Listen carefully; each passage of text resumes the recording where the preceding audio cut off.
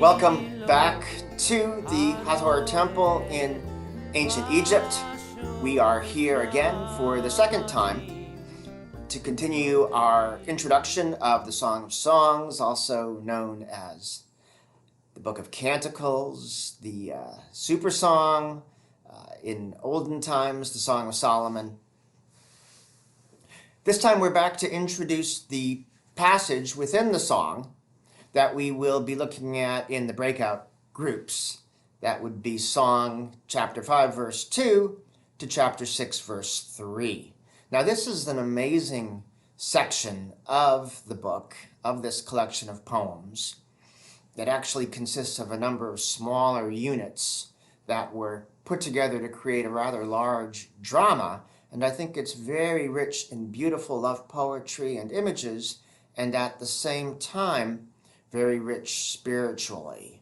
So that's kind of the hermeneutic that I've been advocating, and that Ellen Davis is advocating for interpreting the Song of Songs, that it is at once fully ancient love poetry, fully ancient erotica. We don't want to take anything away from that. According to wisdom literature, we learn from God from the sensual, from the erotic.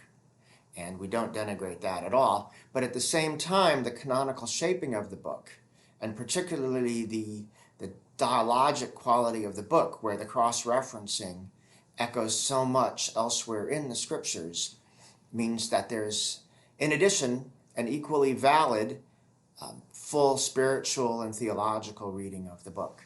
So let me just take you through an introduction to the particular section in 5.2 to 6.3. The first section in chapter 5, verses 2 to 8 is something of a dream sequence. At points a bit nightmarish, but not quite a nightmare. It's full of both excitement and passion about the lover. At the same time, there are hints of absence and violence that intensify the feelings of desire that are going on.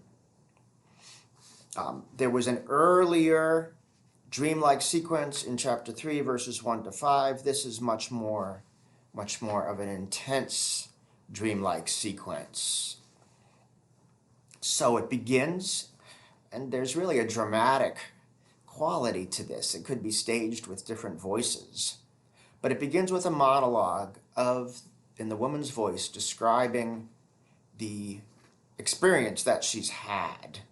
She quotes the male voice in an initial little section, and there's teasing dialogue between the two of them.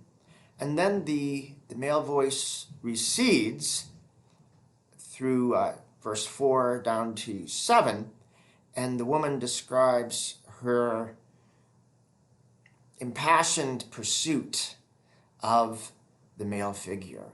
And there are definitely resonances here, not only with Egyptian love poetry, but also cross-referencing and dialogue with other parts of the canon to create a theological canonical interpretation. There is one particular scene where there's some violence by the city guards. This is intense, but it's not unknown from Egyptian love poetry. So Michael Fox, who has learned Egyptian and studied the parallels here, quotes an Egyptian love poem that reads, your liqueur is your lovemaking. I will not abandon it until blows drive me away to spend my days in the marshes. So we will talk a little bit about these blows that occur here. They are highly framed, and they're within a dream, and that gives them a particular context, which we'll want to pursue.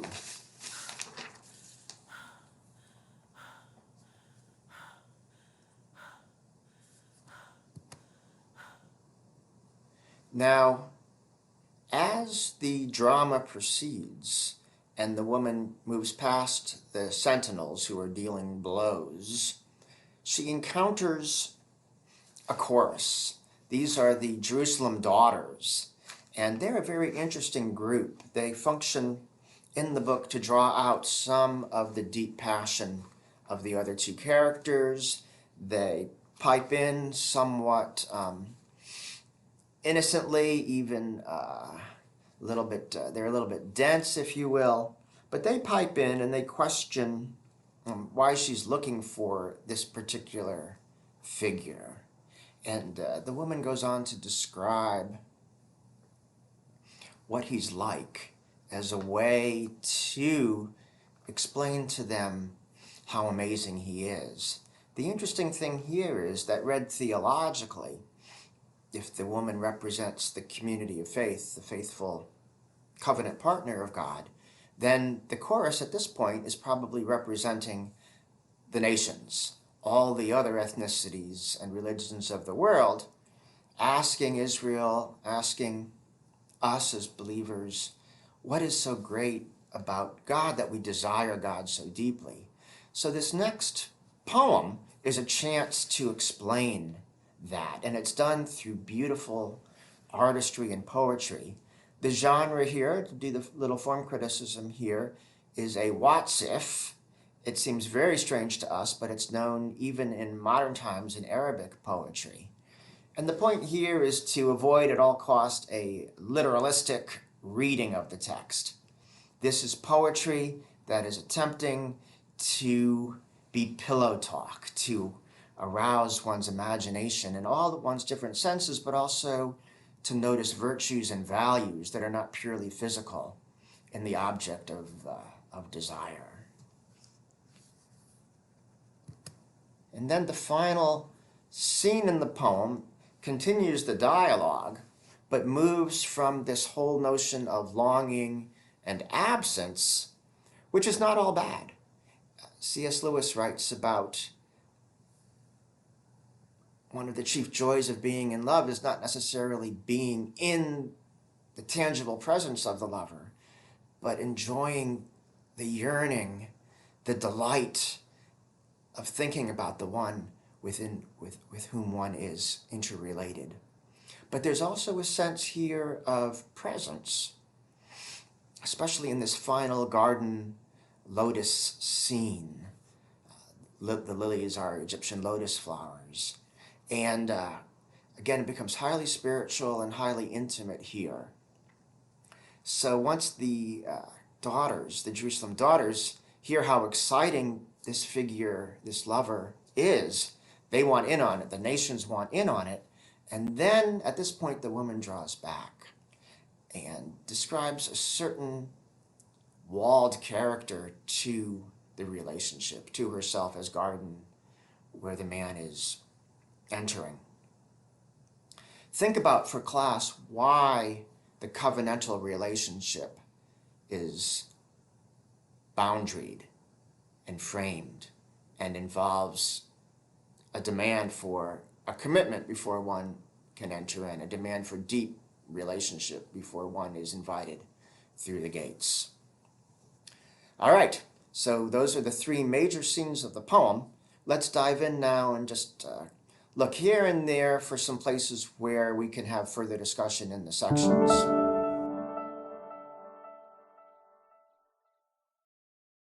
She was asleep, but her heart remained awake, and then suddenly she heard the knocking of her beloved on the door. He wants to come in, his head is wet with the dew. Dew is a poignant word in Hebrew, tal, which also signifies God's life-giving power, God's salvation. And then we get this very suggestive and almost certainly a double entendre in verse 4.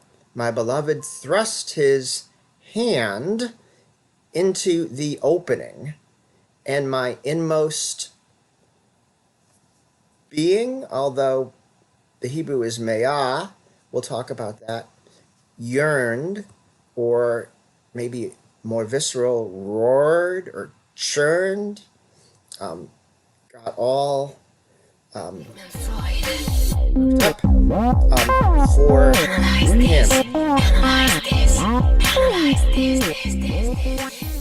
So in Hebrew, very nice. Dodi, as the song, Dodi Li, my beloved is mine, makes so lovely.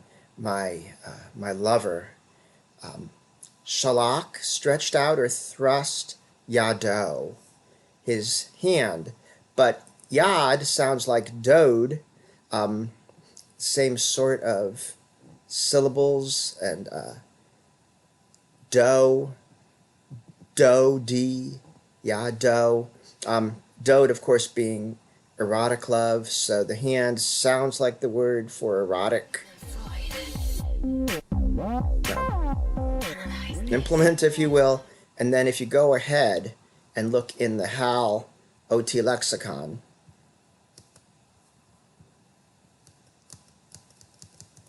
underhand, yad, and search around for all the possible nuances of yad. If you go all the way down towards the end of the list, number 1E, you get places certainly in Ugaritic, but also in places like Isaiah chapter 57, verses 8 and 10, where yad means the male member. But just take a look at this ceremonial, probably religious vessel and the figures in it. We've got the man and the woman, and the man's hand seems to be a phallic symbol. So this is not just my crazy imagination or the HAL lexicon. This combination of those two words, guts and churning, is pretty rare in Hebrew, just a few other places. So this is clearly one of those canonical clues that the Song of Songs has a legitimate sensual level, but also a legitimate theological or spiritual level. And if we go over to the other place where this occurs, we find it in Jeremiah chapter 31, verses 20 to 22. God is speaking about the northern kingdom, Ephraim, in the mouth of the prophet Jeremiah. And God is longing for a better relationship with Israel. Is Ephraim my dear son? Is he my darling child? As often as I speak against him, as often as I invoke the judgments of the Sinai covenant, I do remember him still. And therefore,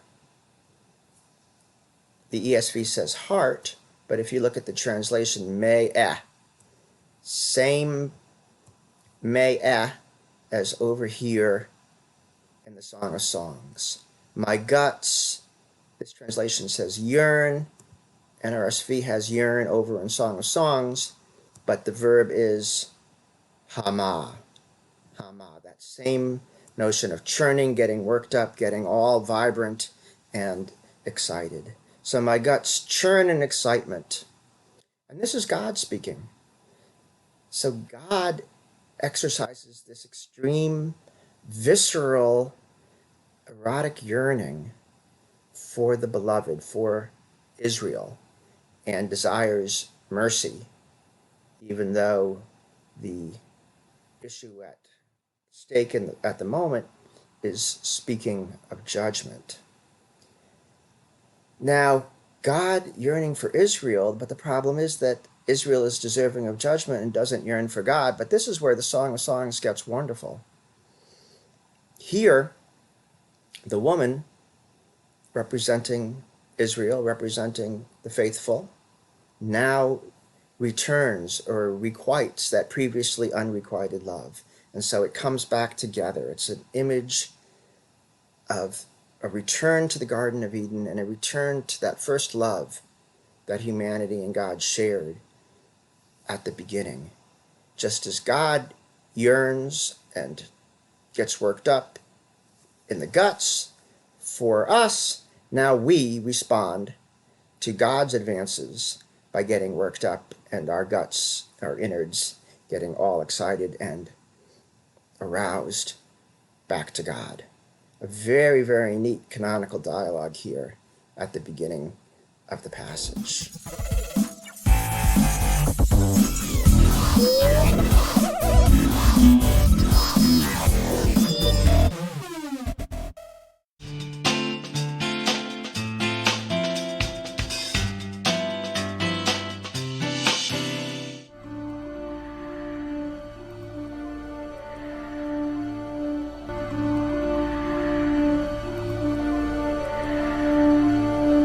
Bad flamingo.